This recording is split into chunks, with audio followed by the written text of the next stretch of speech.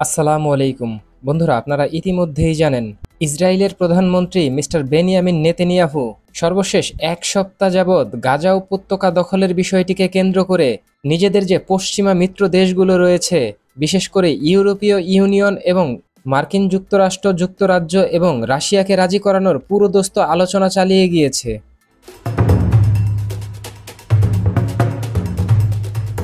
এখন দেখুন, আলোচনা পরবর্তী সময়ে ইসরায়েল কিন্তু ইউরোপীয় মিত্র যেই দেশগুলো রয়েছে এবং যুক্তরাষ্ট্র, যুক্তরাজ্য এবং রাশিয়াকে পুরোপুরিভাবে কনভিন্স করতে পেরেছে তারা গাজা উপত্যকা দখলের বিষয়টিকে কেন্দ্র করে পরবর্তী যে পদক্ষেপগুলো নিবে এবং সেই পদক্ষেপকে কেন্দ্র করে এই দেশগুলো যেন ইসরায়েলকে সমর্থন করে।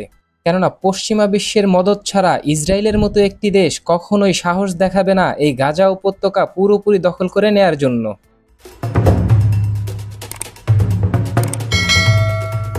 এখন দেখুন, গাজা উপত্যকা পুরোপুরি নিজেদের দখলে নেয়ার বিষয়টিকে কেন্দ্র করে ইসরায়েল যে শুধু পশ্চিমা বিশ্বের মদদ পাচ্ছে, বিষয়টা কিন্তু মোটেও এমন নয়। এখানে কিন্তু মুসলিম বিশ্বের প্রভাবশালী বেশ কিছু দেশও ইসরায়েলকে সহযোগিতা করছে এবং নীরবভাবে গ্রিন সিগন্যাল দিয়ে দিয়েছে যে হ্যাঁ, আমরা উপরে উপরে কিছু বিবৃতি দিব, তবে আপনারা গাজা উপত্যকা নিজেদের দখলে নিতে পারেন, এতে আমাদের কোনো আপত্তি নেই।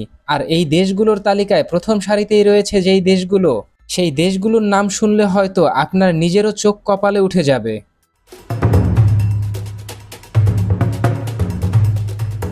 বন্ধুরা, গুরুত্বপূর্ণ এই বিষয়টিকে কেন্দ্র করে এই জায়গায় বলে রাখা ভালো, ইসরায়েলের মতো দখলদার একটি রাষ্ট্র যখন গাজা উপত্যকা দখল করে নেয়ার ঘোষণা দেয়, এই ঘোষণার পরবর্তী সময়েও কিন্তু আরব বিশ্বের নেতৃত্ব প্রদানকারী দেশ সৌদি আরব, বাহরাইন, সংযুক্ত আরব আমিরাত, মিশর, কাতার, কুয়েতের মতো দেশগুলো তীব্রতার সাথে কোনো হুঁশিয়ারি দিয়ে বড় কোনো প্রতিক্রিয়া দেখাতে পারেনি বা দেখায়নি।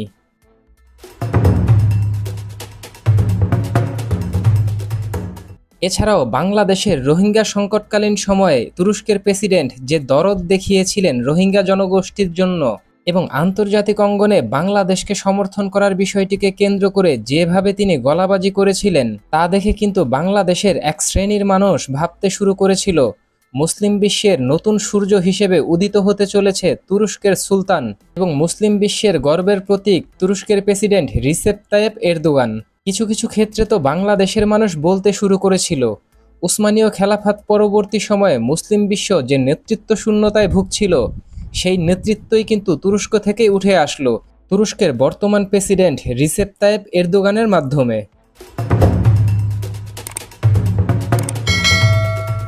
বন্ধুরা, নিশ্চয়ই আপনাদের স্মরণে আছে গত 3 থেকে 4 বছর আগে আর্মেনিয়ার সাথে সংঘাতে আজারবাইজান যেহেতু মুসলিম বিশ্বের একটি দেশ ছিল এবং মুসলিম প্রধান একটি দেশ, এই ধর্মীয় অনুভূতির বিষয়টিকে কেন্দ্র করে পুরো মুসলিম বিশ্ব একত্রিত হয়ে এই আজারবাইজানকে সমর্থন করেছে। তবে পরবর্তী সময়ে এই আজারবাইজান কিন্তু ইসরায়েলের প্রকাশ্য সহযোগী দেশ হিসেবে আন্তর্জাতিক অঙ্গনে নিজেদের পরিচিতি গড়ে তুলেছে। ফিলিস্তিনের সাথে যুদ্ধ অবস্থায় যখন ইসরায়েলের তেল সংকট তৈরি হয়, তখন কিন্তু এই ইসরায়েলকে চাইলে আজারবাইজান খুব সহজেই বড় ধরনের বিপাকে ফেলতে পারত। কেননা ইসরায়েল কিন্তু এই আজারবাইজান থেকে নিজেদের যে জ্বালানি চাহিদা রয়েছে, এই জ্বালানি চাহিদার বড় একটা অংশই কিন্তু পূরণ করে এই আজারবাইজানের মাধ্যমে পাইপলাইনে আসা ইসরায়েলের অভ্যন্তরে তেলের মাধ্যমে। তাই আজারবাইজান চাইলেই কিন্তু ইসরায়েলের মধ্যে জ্বালানি তেল সংকট তৈরি করতে পারত।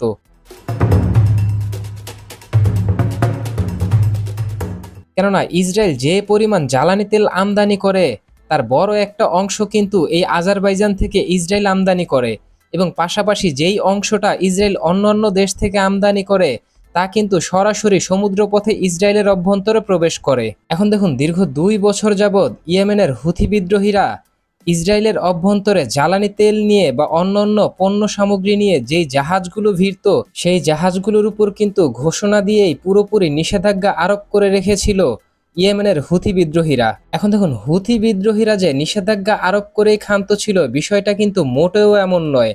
তারা তাদের নিষেধাজ্ঞা কার্যকর করিয়েও দেখিয়েছে।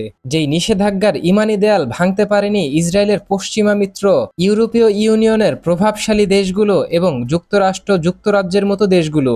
একসময় এই ইয়েমেনের হুথি বিদ্রোহীদের কাছে পরাজয় স্বীকার করে ইউরোপীয় ইউনিয়নের দেশগুলো এবং যুক্তরাষ্ট্র, যুক্তরাজ্য এবং ফ্রান্সের মতো দেশগুলো নিজ দেশে ফিরে যেতে বাধ্য হয়। কেননা ইয়েমেনের হুথি বিদ্রোহীরা ঘোষণা দিয়েই রেখেছিল ইসরায়েলকে রক্ষায় যেই দেশই এগিয়ে আসবে, সেটা আমেরিকা হোক বা যুক্তরাষ্ট্র, যুক্তরাজ্য অথবা পশ্চিমা যে কোনো দেশ হোক, সরাসরি তাদের উপরই হামলা পরিচালনা করা হবে।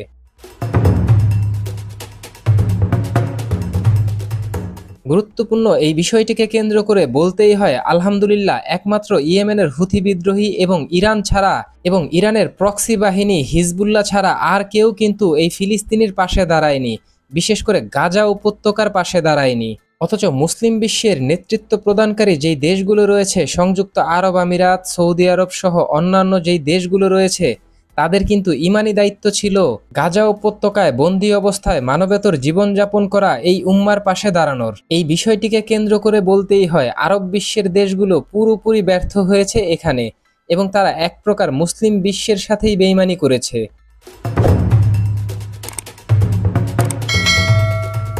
এখন দেখুন, গাজা উপত্যকা পুরোপুরি দখলে নেয়ার বিষয়টিকে কেন্দ্র করে ইসরায়েলি প্রেসিডেন্ট মিস্টার বেনিয়ামিন নেতানিয়াহুর সাথে গত বেশ কয়েকদিন যাবৎ আইডিএফ এর প্রধানের সাথে চলছিল ইসরায়েলের প্রধানমন্ত্রী মিস্টার বেনিয়ামিন নেতানিয়াহুর প্রকাশ্য মতপার্থক্য।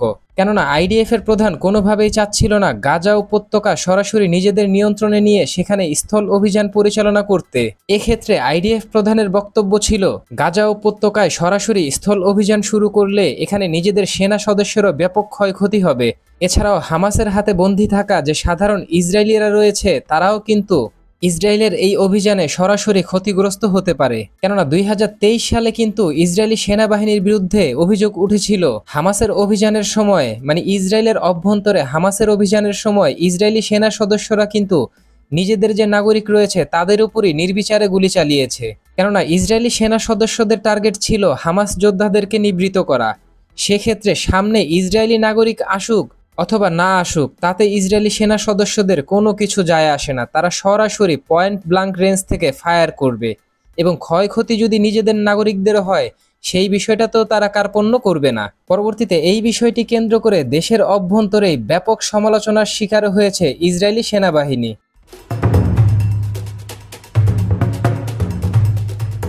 এখন দেখুন, ওই সমস্ত অভিযান এবং অভিযানের নির্দেশদাতা কিন্তু ছিলেন সরাসরি ইসরায়েলের প্রধানমন্ত্রী এবং ইসরায়েলের প্রতিরক্ষা মন্ত্রী, এবং পরবর্তীতে কিন্তু এই ধরনের দুর্ঘটনার সমস্ত দায়ভার কিন্তু ইসরায়েলের প্রধানমন্ত্রী ইসরায়েলের সাবেক আইডিএফ প্রধানের উপর চাপিয়ে দিয়েছিল।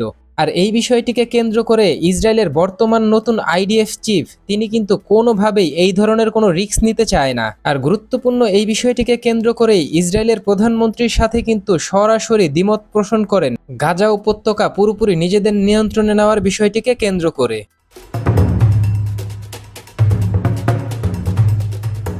এখন দেখুন, গত বৃহস্পতিবার রাতে ইসরায়েলি প্রধানমন্ত্রী নিজের ক্ষমতা বলে যুদ্ধকালীন অবস্থায় ইসরায়েলের যে নিরাপত্তা কমিটি গঠন করা হয়েছিল বা নিরাপত্তা বিষয়ক মন্ত্রিসভা গঠন করা হয়েছিল, তাদেরকে নিয়ে কিন্তু একটি ক্যাবিনেট মিটিং আয়োজন করে পূর্ণাঙ্গ গাজা উপত্যকার নিয়ন্ত্রণ নিজেদের হাতে নিয়ে নেওয়ার বিলটি কিন্তু তারা পাশ করে ফেলেছে। মানে ইসরায়েলের প্রধানমন্ত্রী বেনিয়ামিন নেতানিয়াহু এই বিলটি কিন্তু পাশ করাতে সক্ষম হয়েছে, এবং আগামী রবিবার ইসরায়েলের যে পার্লামেন্ট রয়েছে সেখানে একটি জরুরি বৈঠক ডেকে পূর্ণাঙ্গ মন্ত্রিসভার মাধ্যমে এই বিলটি কিন্তু পাশ করিয়ে ফেলবে ইসরায়েলের প্রধানমন্ত্রী মিস্টার বেনিয়ামিন নেতানিয়াহু, এবং তারপরেই শুরু হবে গাজা উপত্যকায় স্থল অভিযান এবং গাজা উপত্যকা দখল করার পালা।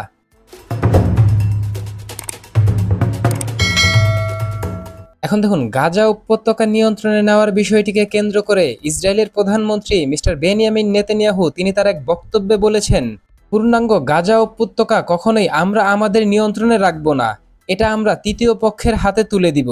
আর গুরুত্বপূর্ণ এই বিষয়টিকে কেন্দ্র করে এই জায়গায় বলে রাখা ভালো, 2024 সালের শেষের দিকে ইসরায়েলের প্রধানমন্ত্রী মিস্টার বেনিয়ামিন নেতানিয়াহু তিনি তার এক বক্তব্যে বলেছিলেন, আমরা পূর্ণাঙ্গ গাজা উপত্যকার নিয়ন্ত্রণ নিয়ে সেটা আরব বিশ্বের হাতে বুঝিয়ে দিতে চাই, এবং আরব বিশ্বের দেশগুলো এই গাজা উপত্যকাকে একটি বাফার জোন হিসেবে প্রতিষ্ঠিত করবে, এবং গাজা উপত্যকার ফ্রন্টলাইনের নিরাপত্তা নিশ্চিত করবে আরব বিশ্বের সেনাবাহিনী এবং জাতিসংঘের শান্তিরক্ষা বাহিনীরা।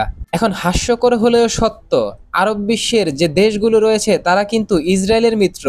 এছাড়াও জাতিসংঘের মাধ্যমে যেই দেশগুলো এই জায়গার নিরাপত্তা নিশ্চিত করতে আসবে বলে ইসরায়েল নিশ্চিত করেছিল, সেই দেশগুলো হলো জার্মানি, যুক্তরাষ্ট্র, যুক্তরাজ্য, ফ্রান্সের মতো দেশ, যারা কিনা ইসরায়েলের পরম মিত্র দেশ।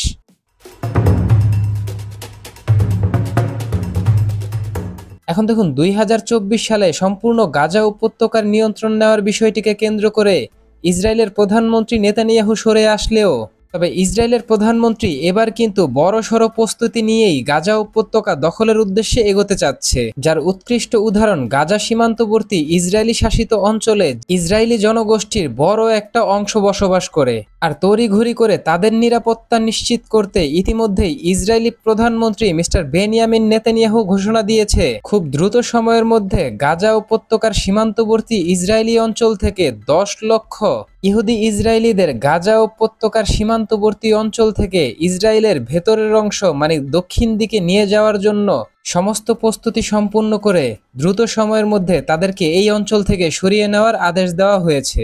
এখন দেখুন, ইসরায়েলের পক্ষ থেকে বড় কোনো অভিযান পরিচালনা করা না হলে দ্রুত সময়ের মধ্যে ইসরায়েলি প্রধানমন্ত্রী মিস্টার বেনিয়ামিন নেতানিয়াহু কখনোই এই 10 লক্ষ বাসিন্দাকে ইসরায়েলের দক্ষিণাংশের এতটা নিরাপদ জায়গায় কখনোই সরিয়ে নেওয়ার আদেশ দিত না ইসরায়েল।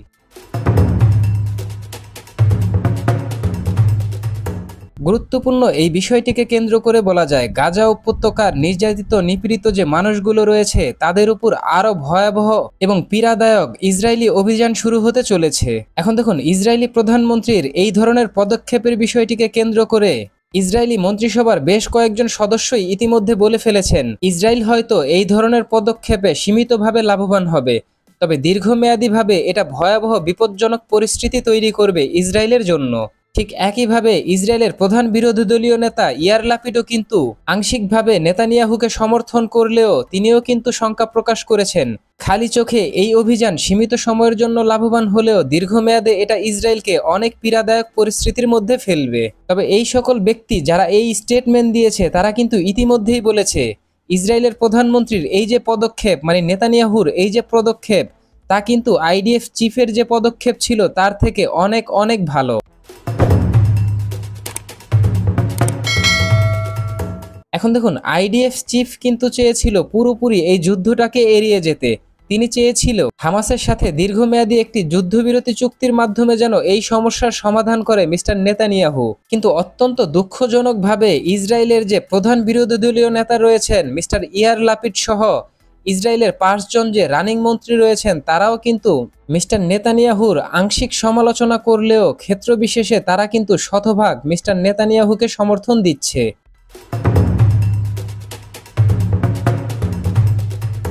এছাড়াও ইসরায়েলি প্রধানমন্ত্রী যেই তৃতীয় পক্ষের কাছে গাজা উপত্যকাকে হস্তান্তর করতে চেয়েছিল এই বিষয়টিকে কেন্দ্র করে কিন্তু 2025 সালের শুরুর দিকে ইসরায়েলি প্রধানমন্ত্রী বলেছিলেন সম্পূর্ণ গাজা উপত্যকাকে হামাস মুক্ত করে এই গাজা উপত্যকাকে মাহমুদ আব্বাসের হাতে বুঝিয়ে দিতে চান তিনি।